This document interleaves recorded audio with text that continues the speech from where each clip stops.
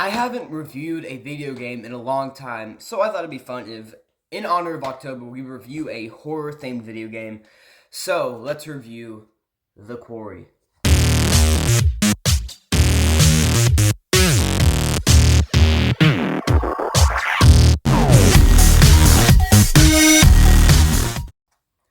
What's going on, everybody? Welcome back to Geek City. Make sure to let me know in the comment section, have you played this game? I'm going to be kind of giving spoilers, but honestly, it doesn't really matter if I spoil in this game, because it's different depending on how you play it, because this is a choose your own adventure game. I love games like this where you make the decisions and they affect how the story goes. So yeah, this is a choose your own adventure game made by Supermassive, the same people that made Until Dawn. It's a game about a group of high school counselors that stay overnight at a camp, and there's werewolves, hunters, a whole lot of stuff, and it is a lot of fun. And there's a ton of different ways the stories can go. I'm gonna talk about the things I like about this game and the things I don't like. So the first thing I like, I think the graphics here, the characters are a lot of fun. I really like the characters in this game. And obviously you can kind of, it's difficult for me to review a game like this where the plot could be a lot stronger or weaker depending on how you play it. But I think overall they just did a really good job at giving you a lot of options with what you can do with this game, especially in the second act of the game when things really get going. Like the amount of choices and options that you have of who lives, who dies, it's really fun. And I really like that no matter what, they show a montage at the end while playing Sweet Dream Believer by the Monkees. Sweet Dream Believer. And it shows all of the characters and where they are. And so it's like this really upbeat song while showing a montage of everybody. And most likely you're gonna have a couple characters die, so you see their like mangled body while this really happy song plays, and it kind of explains what happened to those characters. And I think like that's a fun way to close things out and kind of wrap up the story here. A couple things I don't like is number one, there are like chapters. I believe there is 10 chapters. The first two chapters can be kind of a slow. It can get a little slow. It gets a little boring, those first two chapters, especially in chapter 2, because in chapter 2 you play as all the counselors while they're going out and planning this like campfire party.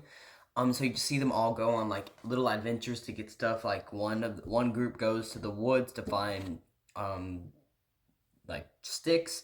One goes to grab food, and like you see all this stuff happening, and it's just like, come on, I want to get to the like I like that it's kind of giving you more stuff to do with the characters, but but the thing is, with those first two chapters, there's not a lot of, especially in chapter 2, there's not a lot of options that really change how that chapter unfolds, so you're just kind of playing the same thing over and over again. But that immediately changes with chapter 3, and everything moving forward is so much fun. So you might be playing that like first two chapters and you're getting kind of bored. You just gotta trust.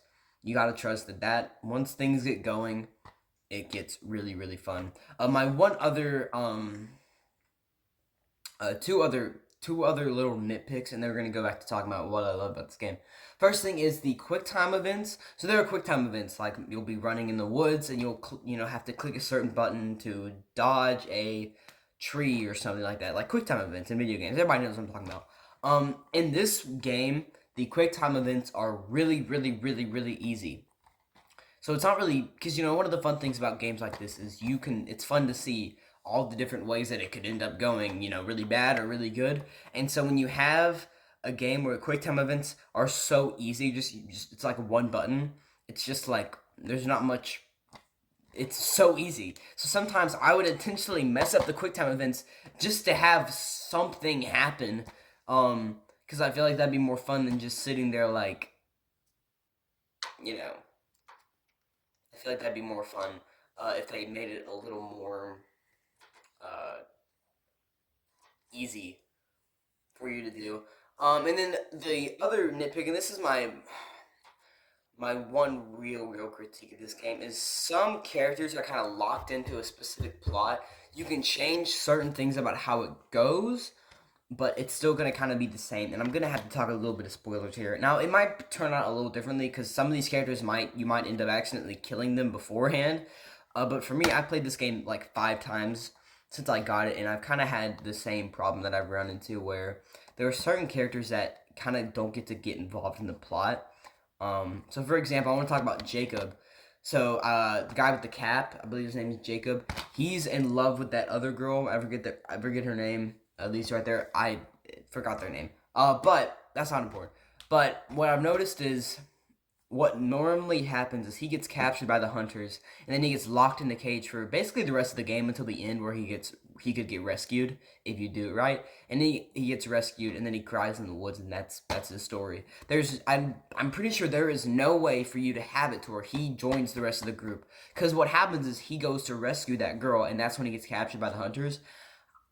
I would rather there be more. I wish there was more opportunities for you to like have him actually join the group on their mission instead of just him being locked in a cage for the whole game. Because there's no way to not have that. I checked. I don't feel like there's no way to not do that. You have to have him getting captured by the hunters if he's still alive. If he's not alive, then it doesn't matter.